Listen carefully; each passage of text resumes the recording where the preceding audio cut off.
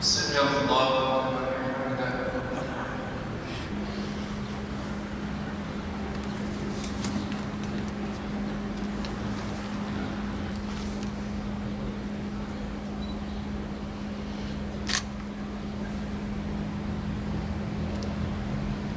الله أكبر. سمع الله لمن حمده.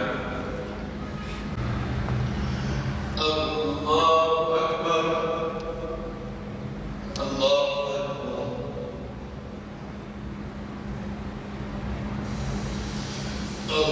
الله.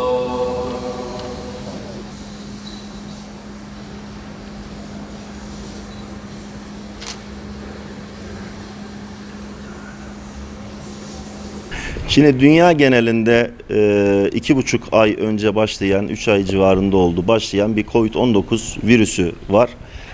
Bu bizim Türkiye'mize de maalesef sıçradı ve Türkiye'de problemler başladı, yasaklar başladı. Bu yasakların başında da camilerin cemaatle namaz kılınması başta geliyor. Bu bizim için de halk için de büyük bir sorun oluşturdu, teşkil etti. Bununla ilgili yavaş yavaş normalleşme sürecine girildi.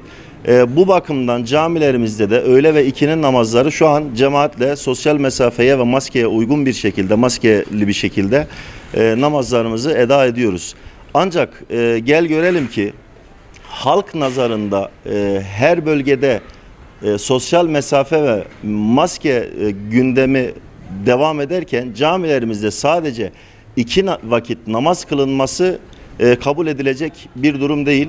Biz buradan cami görevliler olarak da, Mil Diyanet Sen olarak da çağrımızı yapıyoruz Diyanet İşleri Başkanlığımıza. Lütfen şu normalleşme sürecinde camilerimizin 5 vakit namaza açılması hızlandırılsın ve bu talebimiz bir an önce gerçekleştirilsin. Camilere açılmalı. Neden açılmalı? İnsanlar camilerden uzun süre uzak kalmaları, yani uzak kalmalarının sebebiyle camilerde tekrar bu hasretliklerin daha fazla insanlardan gelip gitmeleri için hem de insanlara burada söylenecek olan gerek sosyal mesafelere uymaları, gerekse kendilerine dikkat etmeleri, hem sosyal çevreye dikkat etmeleri, buradan verilecek olan mesajların toplumda daha duyarlı olacağı kanaatini taşıyorum. Camilerde daha fazla hocalarımız tarafından bu mesafelerle ilgili, virüsle ilgili bir takım bilgiler verildiğinde daha kalıcı olacağı kanaatini taşımaktayım. Bundan dolayı mutlaka camilerin mümkün olduğu kadar sosyal mesafeye uyularak açık kalmasında büyük yarar var olduğu kanaatindeyim. Camilerimizin açılmasını isteriz 5 vakit. Yani yetersiz geliyor 2 vakitte. Neticede camiye gelen insan da temizdir. Yani dezenfektesini kullanır, maskesini takan bir insandır. Camilerimizin açılmasını istiyoruz. Müftülüğümüzden de ricamız. Yani yeterli yerimiz var camilerde. Bütün camilerde 5 vakitler yani ancak 2 saf olursa.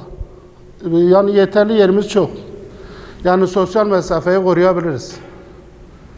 Yani yerimiz çok. Açılmasını istiyoruz.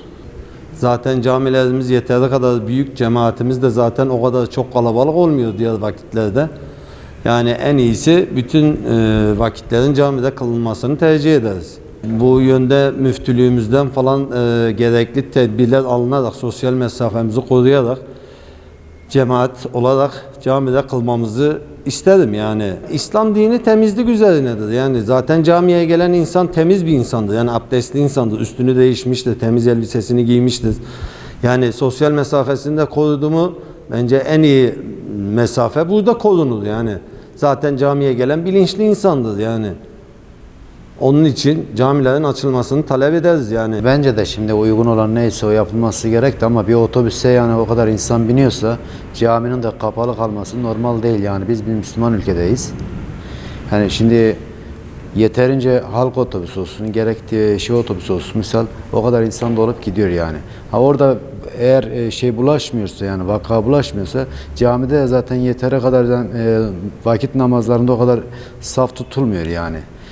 Cuma namazına zaten dışarıda kılınıyor. Diğer vakitlerde de bence yani caminin kapalı kalması normal değil yani. Hoş bir şey değil yani.